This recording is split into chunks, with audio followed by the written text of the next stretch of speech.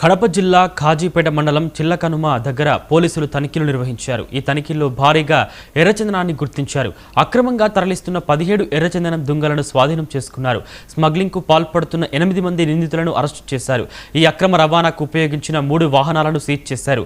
నిందితులపై case నమోదు చేసి ఈ ముఠా వెనుక ఉన్న ఇతర వ్యక్తుల కోసం పోలీసులు ఆరా తీస్తున్నారు.